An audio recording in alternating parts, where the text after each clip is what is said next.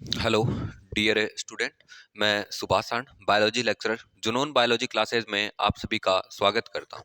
तो आज अपना टॉपिक नया स्टार्ट कर रहे हैं अपन बायोलॉजी का। ठीक है। तो अपन 12th बायोलॉजी का जो चैप्टर नंबर 6 है, जिसका नाम है मॉलिक्यूलर बेसिस ऑफ इनहेरिटेंस, उसका डिस्कस करेंगे। ठीक है।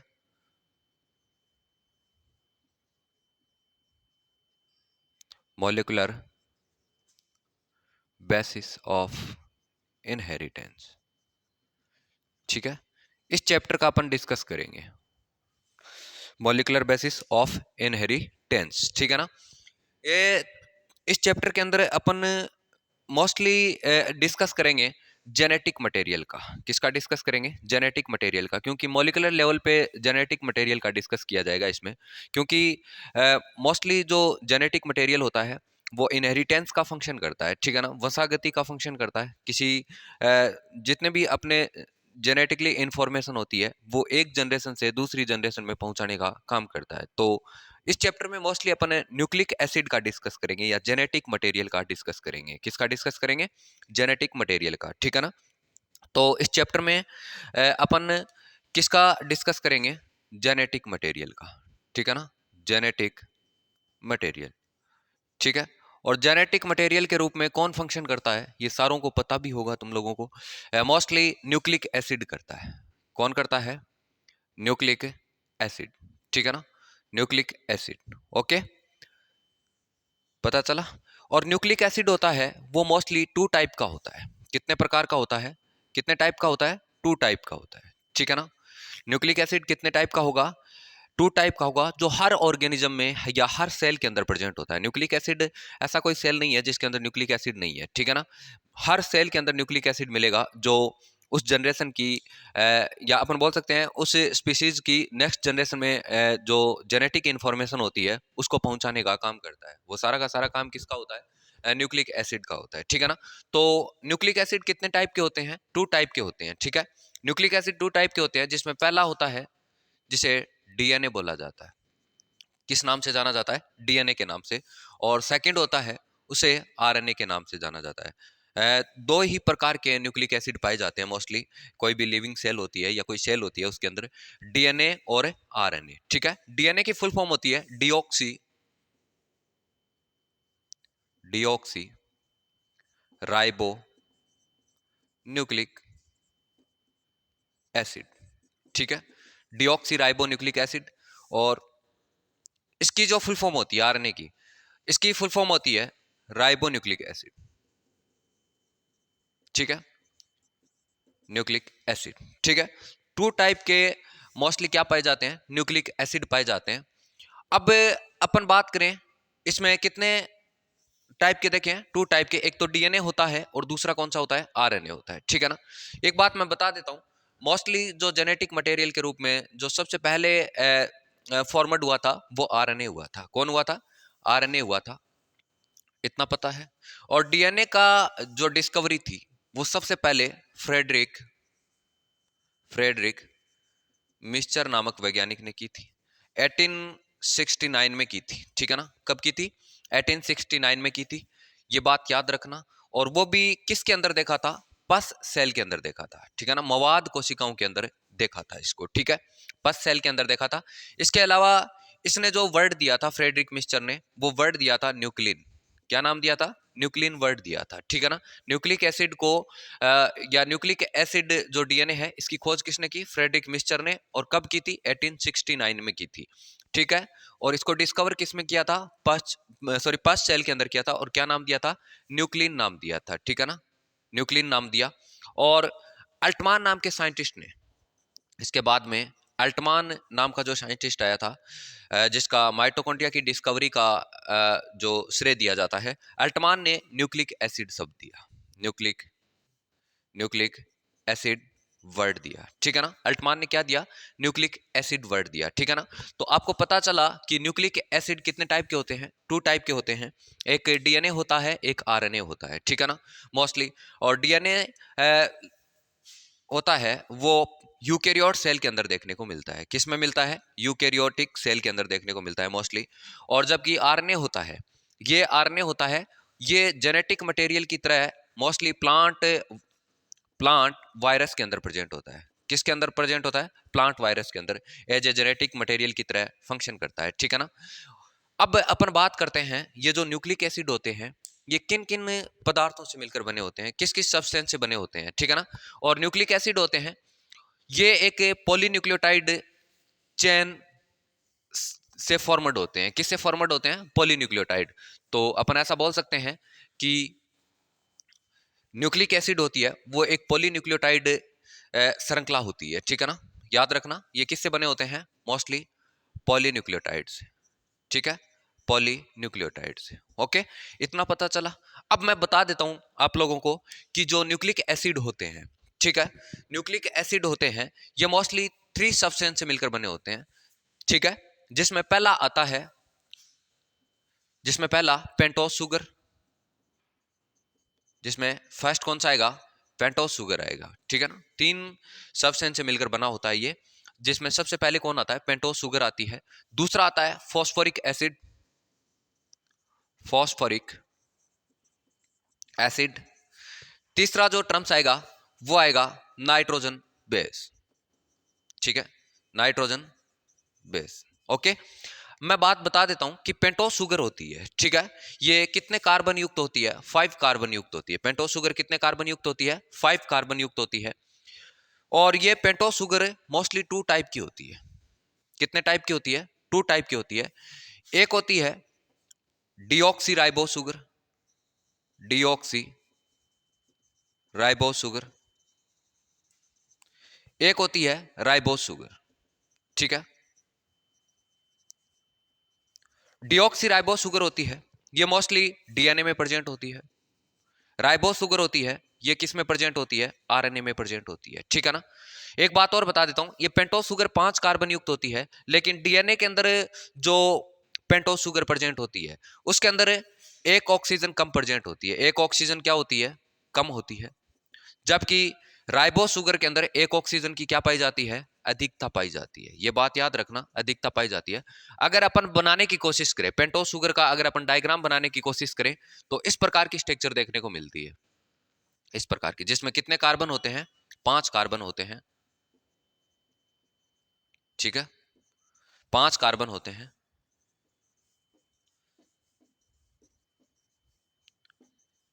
ठीक है, इस तरह से इसमें कार्बन देख लो कितने, 1 2 3 4 और एक 5, ठीक है ना, 5 कार्बन होते हैं।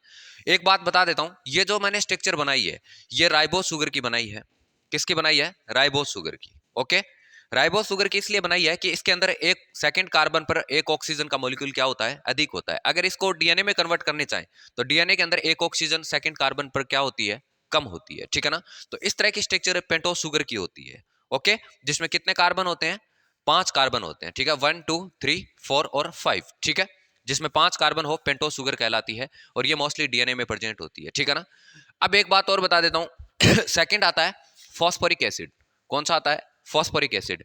फॉस्फोरिक एसिड की अगर डिस्कस करें तो जिसका फॉर्मूला होता है H3PO4, जिसमें हाइड्रोजन की संख्या 3 होती है, फॉस्फोरस होता है और ऑक्सीजन की नंबरिंग कितनी होती है? 4 होती है, ठीक है ना। इस तरह से बना सकते हैं अपन,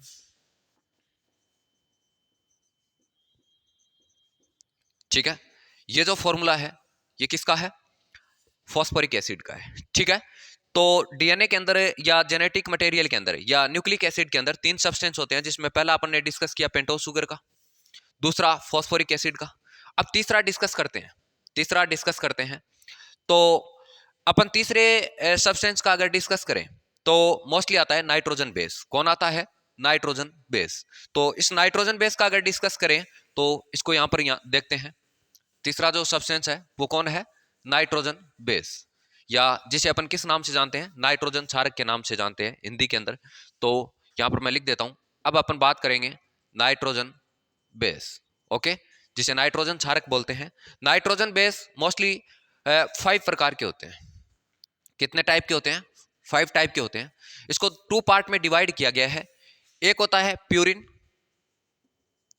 एक होता है पिरिमिडिन, ठीक है। एक प्यूरिन होता है, एक पायरिमिडिन होता है, ठीक है ना। प्यूरिन 2 टाइप का होता है। मोस्टली कितने प्रकार का होता है? दो प्रकार का होता है प्यूरिन। एक होता है एडेनिन, ठीक है, जिसे ए से लिखते हैं।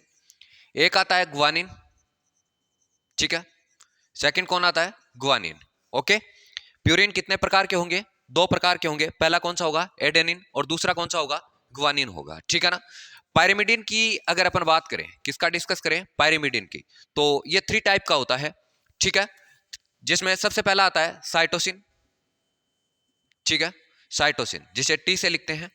जबकि नेक्स्ट आता है थायमिन, थायमिन इसे सी से लिखते हैं, साइटोसिन को सी से लिखते हैं, थायमिन को टी से लिखते हैं। एक बाकी रह गया जिसे यूरेसिल बोलते हैं, यूरेसिल, ठीक है ना, यूरेसिल। और इसे किस नाम से लिखा जाता है? यू से लिखा जाता है, ठीक है ना। कितने प्रकार के हुए? टोटल 5 प्रकार के, 1 2 3 4 और 5, ठीक है ना। 5 प्रकार के नाइट्रोजन बेस प्रेजेंट होते हैं।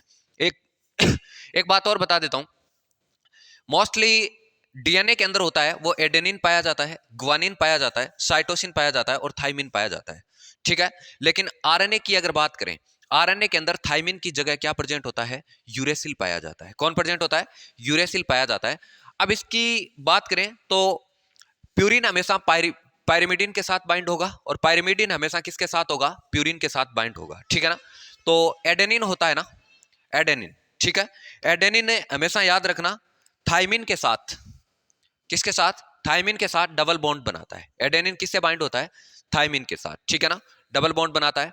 जबकि साइटोसिन होता है वो ग्वानिन के साथ ट्रिपल बॉन्ड बनाता है। और इनके मध्य जो बॉन्डिंग होती है, इनके जो बीच में बॉन्डिंग होती है वो हाइड्रोजन बॉन्डिंग होती है। कौन सी बॉन्डिंग होती है? हाइड्रोजन बॉन्डिंग होती है, ठीक है ना। इस बात को याद रखना, इनके जो बीच में जो बॉन्डिंग होती है वो कौन सी होती है? हाइड्रोजन। एक बात याद रखना, एडेनिन हमेशा किसके साथ जुड़ेगा? थाइमिन के साथ। साइटोसिन किसके साथ जुड़ेगा? ग्वानिन के साथ, ठीक है ना। एक बात मैंने बताई थी कि डीएनए होता है ये मोस्टली एक पॉलीन्यूक्लियोटाइड श्रृंखला से फॉर्मड होता है, या आरएनए होता है वो किससे फॉर्मड होता है? पॉलीन्यूक्लियोटाइड। और इसके लिए अपने को 3 टर्म्स जाननी है, एक तो न्यूक्लियोसाइड जाननी है, एक न्यूक्लियोटाइड जाननी है, और एक पॉलीन्यूक्लियोटाइड जाननी है, ठीक है ना। तो इतना बात आपको समझ में आया होगा कि एडेनिन किसके साथ? थाइमिन के साथ। अगर यहाँ पर आरएनए की बात होती तो एडेनिन किसके साथ बाइंड होता है? यूरेसिल की, ठीक है ना, क्योंकि आरएनए के अंदर कौन पाया जाता है? थाइमिन की जगह यूरेसिल। एक बात और बता देता हूं, डीएनए होता है, डीएनए होता है वो डबल स्ट्रैंड होता है। कैसा होता है? डबल स्ट्रैंड होता है। जबकि आरएनए होता है वो कैसा होता है? सिंगल स्ट्रैंड होता है। लेकिन दोनों ही फॉर्मड किसे होते हैं? पॉलीन्यूक्लियोटाइड चेन से बने होते हैं, ठीक है ना। पॉलीन्यूक्लियोटाइड चेन से फॉर्मड होते हैं। दोनों ही किससे फॉर्मड होंगे? पॉलीन्यूक्लियोटाइड चेन से। लेकिन आरएनए हमेशा क्या होता है? सिंगल स्ट्रैंड होता है।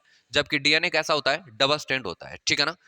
ऐसा बोल सकते हैं कि डीएनए होता है वो दो पॉलीन्यूक्लियोटाइड चेन को आपस में, या दो पॉलीन्यूक्लियोटाइड चेन आपस में डीएनए के अंदर जुड़ी हुई होती है। अब अगर बात करें न्यूक्लियोटाइड किसे कहते हैं, अब अपन आगे डिस्कस करें न्यूक्लियोटाइड किसे कहते हैं। तो न्यूक्लियोटाइड की अगर अपन बात करें ना, तो न्यूक्लियोटाइड यहां पर अपन बनाने की कोशिश करते हैं, सॉरी, न्यूक्लियोटाइड से पहले एक टर्म्स यूज करते हैं, न्यूक्लियोसाइड किसे कहते हैं, ठीक है। न्यूक्लियोसाइड, ये बहुत बार बोर्ड एग्जाम में पूछा भी जाता है, न्यूक्लियोसाइड किसे कहते हैं। अगर किसी डीएनए मॉलिक्यूल में, अगर किसी डीएनए के अंदर अपन बात करें नाइट्रोजन बेस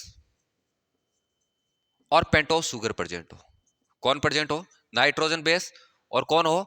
पेंटोज शुगर। अगर दो ही सब्सटेंस अगर प्रेजेंट हो तो उसे किस नाम से जाना जाएगा? न्यूक्लियोसाइड के नाम से जाना जाएगा, ठीक है। अगर किसी अगर किसी डीएनए के अंदर नाइट्रोजन बेस और पेंटोज शुगर दो ही प्रेजेंट हो तो उसे किस नाम से जाना जाएगा? किस नाम से जाना जाएगा? न्यूक्लियोसाइड के नाम से जाना जाएगा। अब एक टर्म्स और आती है, न्यूक्लियोटाइड, न्यूक्लियोटाइड, ओके। न्यूक्लियोटाइड का मीन्स क्या होता है? अगर न्यूक्लियोसाइड के साथ, किसके साथ? न्यूक्लियोसाइड के साथ, न्यूक्लियोसाइड के साथ अगर फॉस्फोरिक ग्रुप और ऐड कर दे, ठीक है ना, या फॉस्फोरिक एसिड, फॉस्फोरिक एसिड और जोड़ दिया जाए, किसके साथ?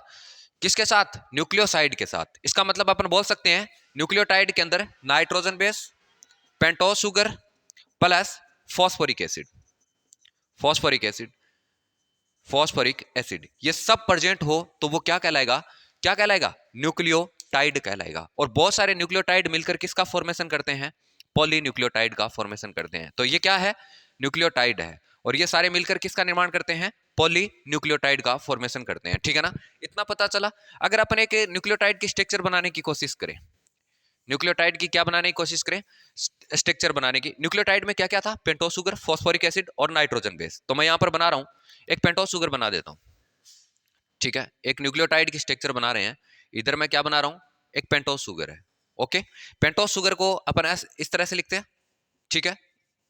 पेंटोस शुगर है, ये डीएनए का बना रहे हैं, तो यहां पर सेकंड पे एक ऑक्सीजन कम होगा। इसके अलावा इसको ऐसे बना देते हैं, ठीक है। कितने कार्बन हुए इसके अंदर, 5 कार्बन हो जाते हैं। देखो, एक न्यूक्लियोटाइड की स्ट्रक्चर बनाने की कोशिश करें तो ये स्ट्रक्चर किसकी है, पेंटोज शुगर। ओके, ये स्ट्रक्चर किसकी है, पेंटोज शुगर।